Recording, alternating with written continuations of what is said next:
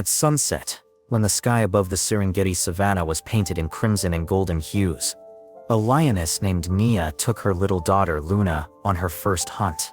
The grass beneath their paws was dry and crunchy, as if warning them of the harshness of this world. A light breeze carried the scent of wildebeests grazing nearby. Nia, an experienced hunter with powerful paws and scars that bore witness to her victories, carefully led Luna to the herd. Her movements were precise, and her eyes burned with confidence. Luna, a 3-month-old lion cub, trotted behind her mother, her large curious eyes shining with excitement.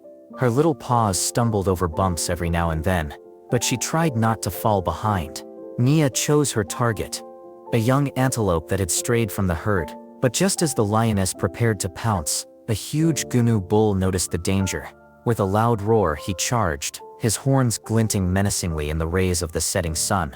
Nia rushed forward to protect Luna, but was unable to dodge the powerful blow. There was a dull thud, and the lioness's body flew to the side, crashing onto the dry ground. Luna, terrified, screamed and rushed to her mother, pressing herself against her warm side. Nia lay motionless, her breathing growing weaker until it stopped altogether. The savanna fell silent, only the wind rustling in the grass, and the herd of antelopes disappeared over the horizon. Luna was left alone. She clung to her mother's body, crying and trying to lick her wounds, but the cold gradually took the warmth from Nia's body. A light rain began to fall, and distant rumblings of thunder intensified the feeling of loneliness. At night, flies began to circle the lioness's body, and in the distance, the giggling sounds of hyenas waiting for their moment could be heard. The next morning, hungry and frightened, Luna forced herself to get up. Her eyes, full of curiosity just yesterday, were now empty.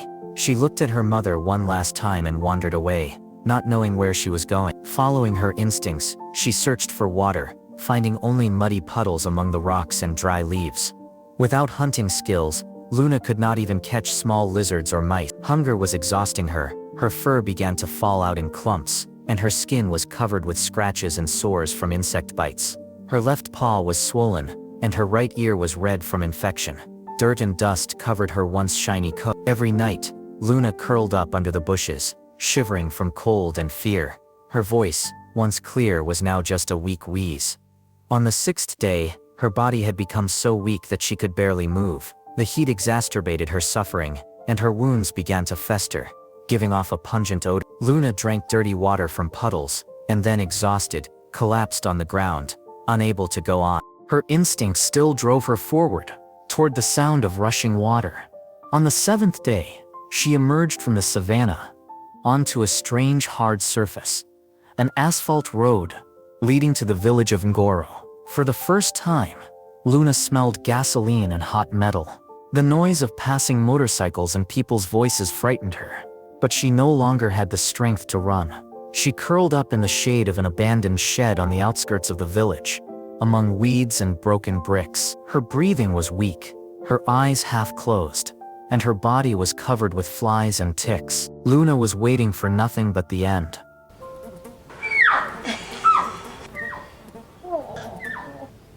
But fate had other plans. An elderly woman named Fatima, returning from the market, noticed a strange lump in the corner of the shed. At first, she mistook it for a sick dog, but when she came closer, she gasped.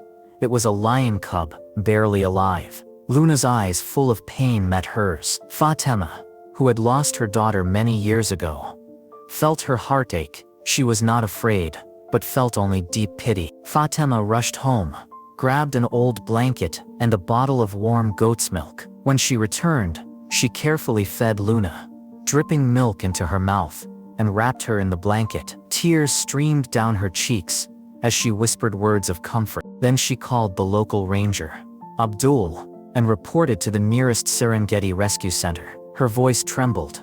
"There is a dying lion cub here, please save him." An hour later, a team of rangers arrived with a veterinarian named Sam. They carefully lifted Luna onto a stretcher. She was too weak to resist. Fatima's blanket still warmed her trembling body. At the Serengeti Rescue Center, the lion cub was named Luna, in honor of the light that still glowed in her eyes, despite her suffering. The veterinarians found Luna to be severely malnourished, infected, and showing signs of heart failure. She was placed in a warm box with infrared lamps.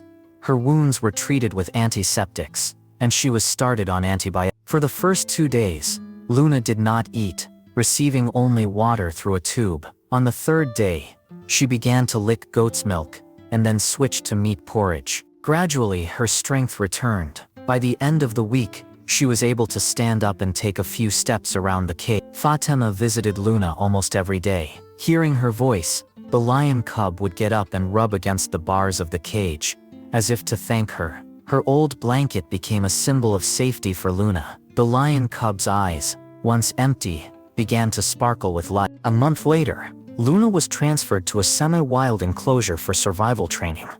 Wildlife conservationists taught her to track prey, attack antelope dummies, and climb hills. At first, her movements were clumsy, but her instincts gradually awakened. Luna learned to hide in tall grass, pounce from ambush, and attack with precision. Her fur began to grow back, her skin healed, and her body became strong and flexible.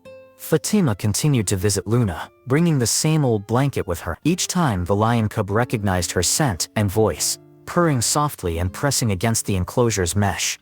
"You're doing great, Luna," Fatima whispered, stroking her through the bars.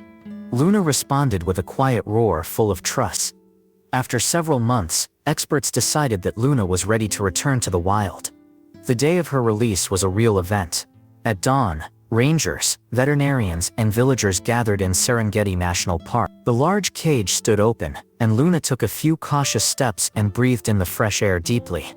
Then she lunged forward, disappearing into the tall grass of the savanna.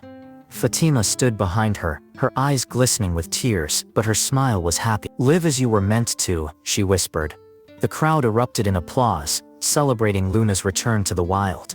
The little lion cub, once dying in the shadow of an abandoned shed, had found a new life thanks to the compassion of one woman and the efforts of a team of rescue. Luna's story is a reminder that even in the harshest of environments, there is room for miracles. A single compassionate glance can ignite the spark of life where it seems there is no hope left. Thank you for joining us on this journey. If this story touched your heart, please share it with your friends and stay tuned for more stories about animals finding their way, thanks to human kindness. Friends, thank you for taking the time to read this story. If it touched your heart, don't forget to like it and subscribe to our channel to support us. See you in the next stories about wild